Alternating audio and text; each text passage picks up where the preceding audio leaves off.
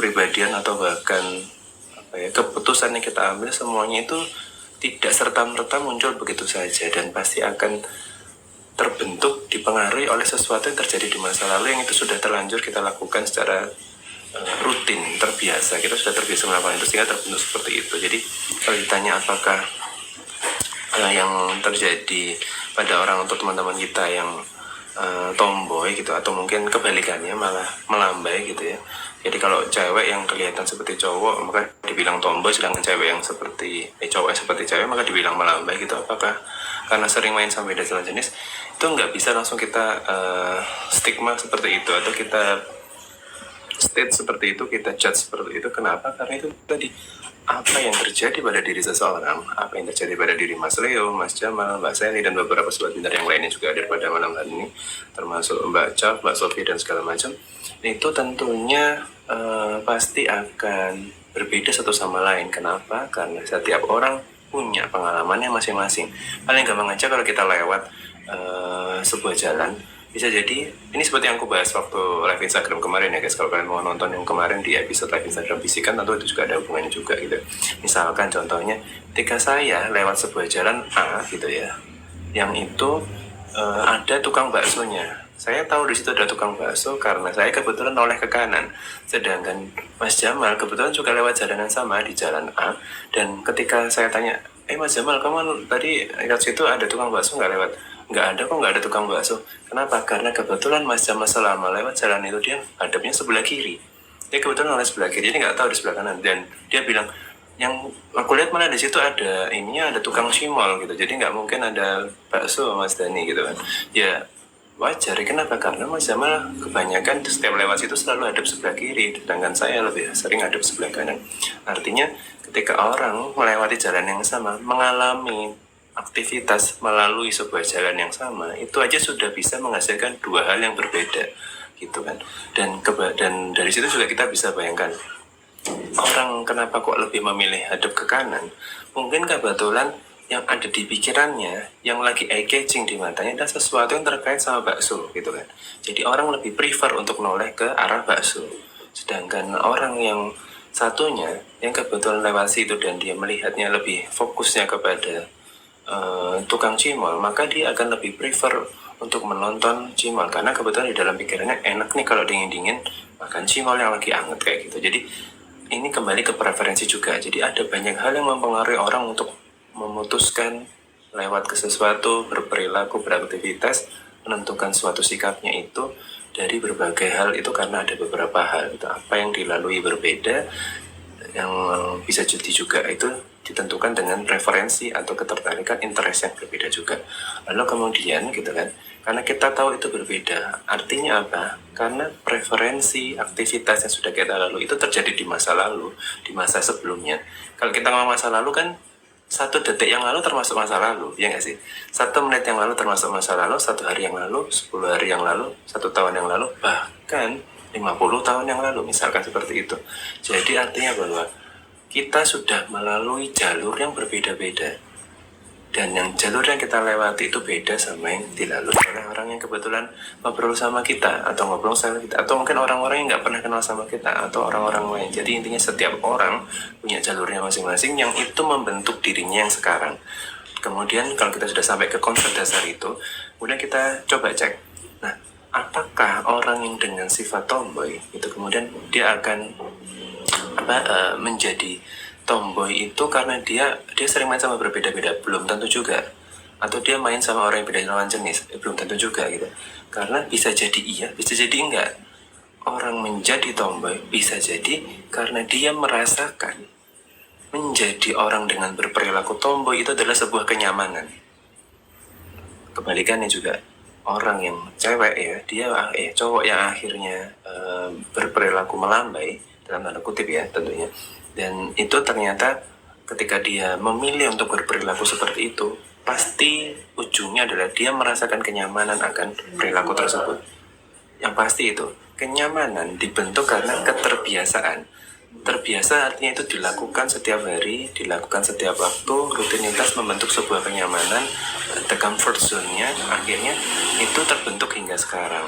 Nah, kok bisa nyaman? Ada ceritanya pasti ya, itu yang harus kita kejar. Kenapa kok orang menjadi nyaman berperilaku seperti itu?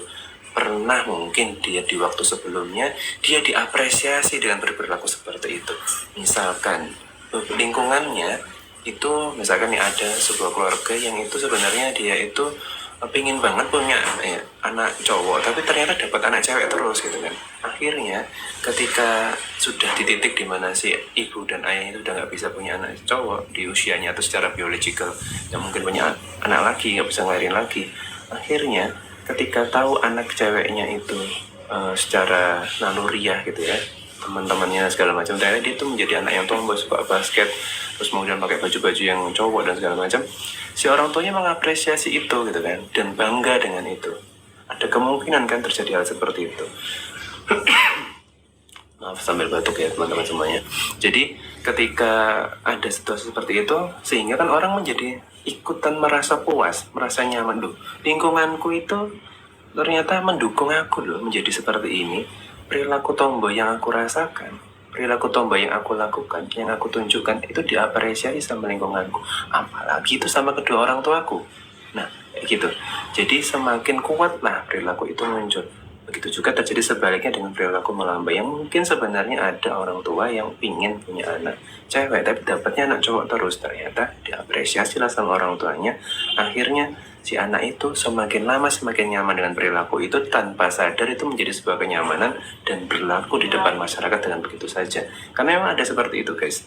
Jadi situasi semacam itu mungkin di depan mata kalian, di depan mata saya, di depan mata kamu semua tidak mungkin terjadi, tapi akan ada elemen atau lapisan masyarakat tertentu yang itu akan mengalami hal yang serupa, hal yang mungkin seperti itu yang kita nggak pernah sangka sebelumnya gitu kan. Itu pertama. Jadi bisa jadi seperti itu Mas Rio. Banyak hal yang membuat orang menjadi seperti itu. Bahkan mungkin seperti ini, ada situasi di mana dia in the survival mode gitu ya. Dia kebetulan berada di keluarga yang cewek ini, kebetulan keluarganya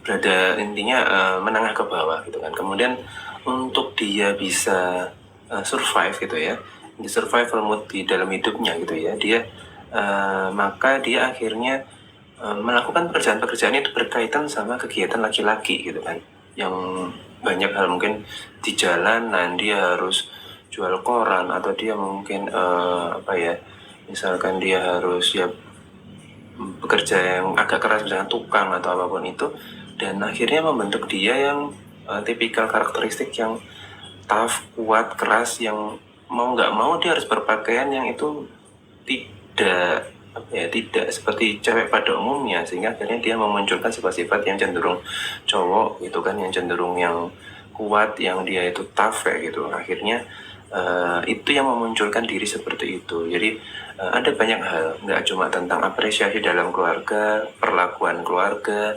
perlakuan lingkungan sekitar, atau bahkan itu keputusan yang muncul dari diri sendiri, karena mungkin seperti tadi ada survival mode yang muncul karena dia harus bekerja dengan sesuatu yang itu kebetulan memungkinkan dia untuk dapat uang, untuk bisa hidup, untuk bisa menafkahi dirinya sendiri kayak gitu. Mudah-mudahan kejawab ya Mas Leo untuk pertanyaan, dan menarik sekali. Terima kasih banget buat Mas Leo udah ngasih pertanyaan yang seru banget.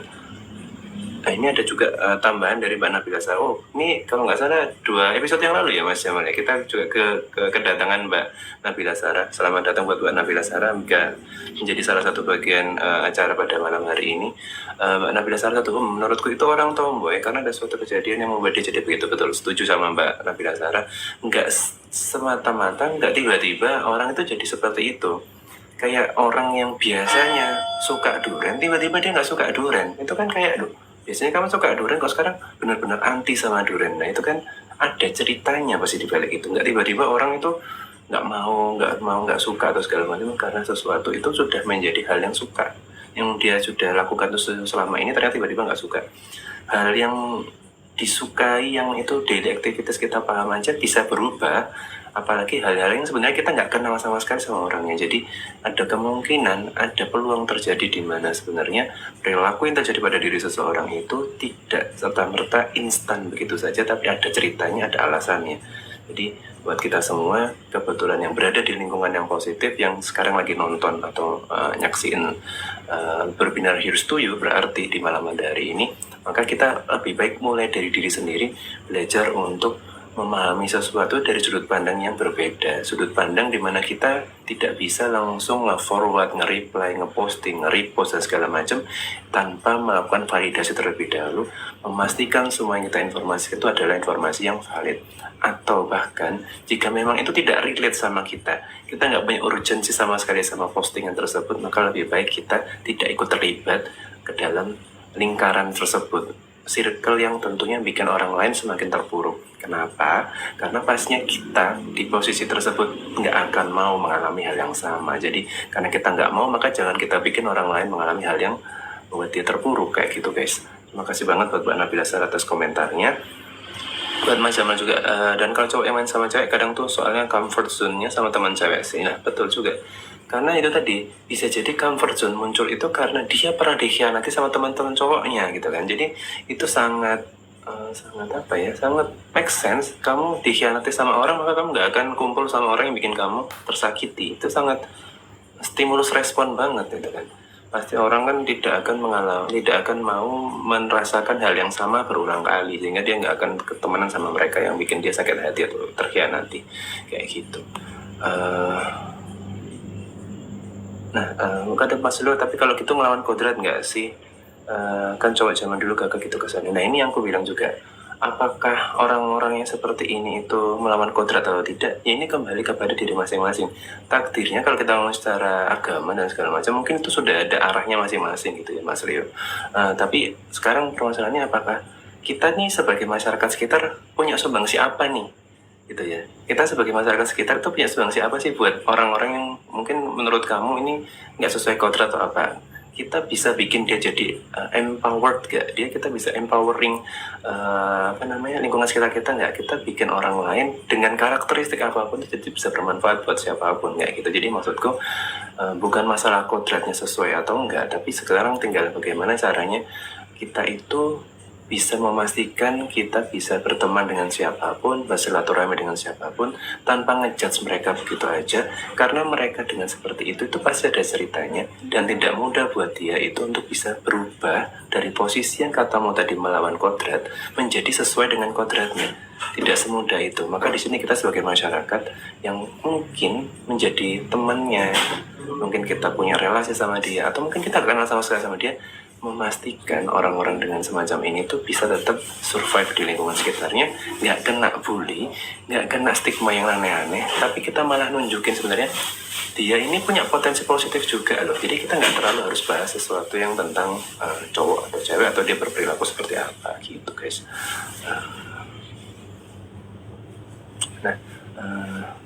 Nah betul, jadi itu yang bikin kita jadi sulit ya, karena banyak sekali masyarakat tuh yang mudah banget buat reshare sesuatu yang mungkin itu bukan areanya dia gitu kan. Oke, itu Mas Jawan, stereotip padahal nggak semua cowok main cewek dengan melambai ya. Kakak, kalau punya trauma bagaimana? Ini ada Mbak Au ya. Oke, kalau boleh saya invite buat ikutan ngobrol. Tapi kalau nggak, juga nggak apa, di tolak aja invitationnya. Saya penasaran sama pertanyaannya, Kak. Kalau punya trauma bagaimana gitu. Nah, kenapa saya invite Kak Au? Karena saya ingin tahu sebenarnya, pengen tanya ke arah mana sih kayak gitu, trauma yang seperti apa gitu kan, mungkin bisa bikin orang jadi dapat inspirasi dari pertanyaannya Kak. Tapi dari sini sambil Kak Au mungkin accept invitation yang saya berikan gitu kan, mungkin kita bisa sedikit ngebahas sebenarnya trauma itu apa gitu ya. Trauma adalah perilaku yang terjadi di masa lalu yang itu tuh tidak nyaman, yang bikin kita tidak bahagia gitu, atau tidak sehat mental, yang itu akan punya peluang yang besar untuk terjadi lagi di masa yang akan datang gitu. Kenapa? Karena bisa jadi kita akan terpapar situasi dan kondisi yang itu bikin kita akan berhadapan sama situasi yang di masa lalu. Selamat malam Mbak Au. Selamat malam Kak. Selamat malam. Jadi malam. Sebenarnya sih gimana ya, ini saya baru bergabung ya. Salam kenal buat semuanya. Ada suaranya Kak? Ada, kedengaran ya. Salam kenal buat semuanya. Saya Au. Kebetulan kalau masalah trauma, gimana ya ceritanya tuh, kejadiannya udah lama sih, waktu saya kecil, saya belum ngerti apa-apa. Cuman ini kayak kejadian tuh waktu SD kakak ya, kejadiannya waktu SD. Seingat saya nih, saya cerita seingat saya saja ya. Kejadian itu kelas 6 SD, sekitaran kelas 5 mau naik kelas 6 SD. Itu saya sering menyaksikan, melihat teman-teman perempuan saya seperti di apa ya namanya kak ya, kayak saya belum ngerti sih waktu itu, saya belum ngerti sekali apa yang terjadi sama teman-teman saya yang perempuan khususnya. Oke. Sama teman-teman perempuan khususnya, tapi saya melihat kejadian itu kayak shock sendiri gitu kak. Jadi ketika saya sudah dewasa, saya sudah mengerti, jadi kayak saya mawas diri ketika mendekati seseorang gitu. Apakah itu termasuk trauma atau bagaimana kak? Yang terjadi yang kita di masa lalu itu dapat menunjukkan Iya. oleh Mbak Au itu kan sebenarnya ada nggak diinginkan, yang nggak menyenangkan, yang itu bikin Iya. itu nggak mau diulangi atau diulang. Iya. Pasti yang terjadi sama masa waktu itu, waktu kelas 6 itu bikin apa ya, bikin itu merasa insecure ya. Insecurity itu nggak mau terulang lagi di masa yang akan datang. Jadi Iya. kalau itu insecurity-nya itu jadi bikin Mbak Ayu nggak mau berhadapan pada situasi. Nah, tapi Iya. Iya. yang dialami sama Mbak Ayu ini kan belum tentu dipahami sama orang lain gitu. Jadi masa yang dialami sama Mbak Ayu ini dimaknai berbeda sama lingkungan sekitarnya Mbak Ayu, dan tentunya ini mungkin buat beberapa orang yang nggak perlu tahu sih orang lain tentang hal ini, atau mungkin orang lain cukup diri aku aja sih yang tahu tentang insecurity yang saya alami yang lalu. Tapi ada situasi tertentu kita perlu diajak berapa karena dulu pun nggak mereduce tentang kesalahan orang dirasakan orang lain tentang apa yang sedang terjadi. Jadi orang lain Iya di masa lalu. kenapa sih kok orang ini kok tiba-tiba menjauh yang ikonik ini, kenapa kok orangnya memilih bersikap seperti itu, berperilaku seperti ini? Pasti ada cerita, tapi ada beberapa orang yang tipikal orang yang nggak bisa mikir lama, nggak bisa mikir hal ini, mungkin katanya kok kayak paling orang nggak suka sama aku, paling orangnya itu benci sama aku, itu sama sekali nggak sesuai sama alasan tersebut, ya nggak sih Pak? Iya, soalnya kak, saya ketika sudah dewasa sekarang baru ngerti gitu kan, apakah itu termasuk trauma apa bukan. Soalnya saya mengalami itu depan mata saya sendiri, kejadiannya nggak sekali dua kali, bahkan bertahap ya. Dari mulai saya SD, saya melihat teman saya, terus SMP, bahkan SMA, saya masih melihat teman-teman saya nih pergaulan sama teman-teman cowok tuh kayak gimana ya kak, kayak ada yang menikmati juga bahkan. Terus tapi satu sisi saya merasa nggak terima gitu, teman-teman perempuan saya tuh diperlakukan seperti itu gitu. Tapi ya satu sisi mereka fine fine aja, cuma dalam diri saya tuh kayak ada jiwa berontak gitu. Kalau misalnya saya di posisi itu, mungkin saya udah meledak kayak sampai sekarang pun saya ketika didekati sama lawan jenis saya lah gitu kan ya, kayak dalam diri jiwa saya tuh merasa kayak ada yang bikin saya nggak enak gitu kak. Iya. Dan Apakah itu masuk trauma apa bagaimana kak? itu termasuk salah satu trauma yang itu mungkin bikin bau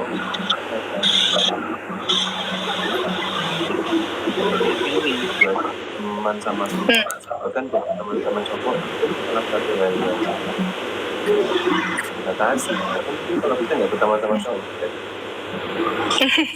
nggak? Jadi kan jangan-jangan nanti kalau aku berteman sama ini, nanti aku akan memperoleh perlakuan yang sama di teman-temanku waktu SD, waktu SMP, waktu itu gitu. Akhirnya lebih baik nggak usah. Iya,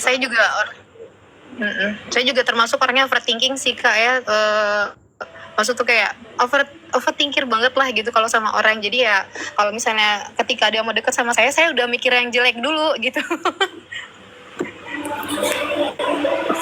Bisa dirinya mau wajar itu dalam apa nih, wajar terjadi itu maksudnya wajar karena kita berada di situasi yang nggak nyaman sehingga akhirnya kita membatasi diri untuk berhadapan pada situasi itu. Jadi Iya benar.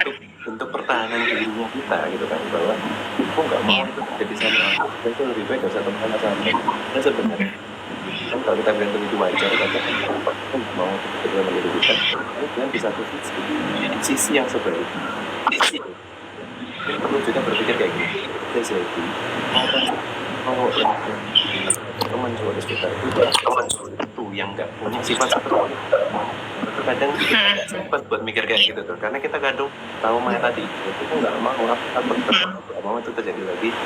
Jadi aku nggak mau bukan mata bola di sini, mending pukul rata aja bahwa semua cowok bakal kayak gitu. Ada bisa jadi. Iya, enggak. Kalau sekarang sih ya saya sudah mulai ini sih Kak ya, udah kayak mulai berdamai sih ya gitu, melepaskan yang ada dalam diri saya gitu kan. Cuman emang kalau buat kayak entah komitmen entah apa gitu, kalau ketika sama saya perlu yakinin dulu orangnya gitu. Saya perlu observasi dulu nih orangnya bagaimana gitu kan. Karena emang dari kejadian masa lampau tuh membekas banget Kak. Ketika udah besar sekarang itu kan, apalagi saya juga searching gitu kan. Juga sering searching gitu kan, kayak oh ternyata iya. Ketika udah besar baru kayak lebih paham. Tapi saya juga nggak menjustifikasi semua laki-laki itu sama, enggak sih. Bahkan juga ada nih teman-teman cowok saya juga ya deket banyak gitu, kayaknya deket banyak gitu. Tapi kalau misalnya kayak mau menjalin hubungan sama saya kayak istilahnya pacaran, saya agak wanti-wanti Kakak. Iya, saya agak. Jadi kamu akhirnya lebih banyak ngasih saran gitu ya, itu lebih hati-hati gitu, karena katanya kayak gini gitu kan, karena kamu juga care sama dia, dia dapat lakukan. Iya. Saya nggak menjustifikasi laki-laki semua itu sama tuh enggak ya. Cuman emang kalau misalnya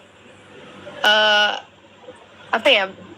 Ya untungnya sih ada ini gitu kan, ada teman-teman juga yang ngerti gitu kan, ada teman-teman juga yang paham sepemahaman sama saya gitu, sefrekuensi sama saya, yang sering ngasih masukan gitu. Kalau semuanya tuh nggak sama, jangan dipukul rata. Itu mungkin balik lagi ke waktu saya SMP kali ya, mungkin dulu tuh kayak emang SMP sama saya SMP tuh kayak jiwanya ngeberontak banget itu Kak. Tapi semenjak udah banyak banyak nyari-nyari tahu juga, searching juga gitu kan, terus mencoba kayak berbaur sama yang lain, jadi kayak ya udah gitu, udah mulai berdamai lah. Perlu saya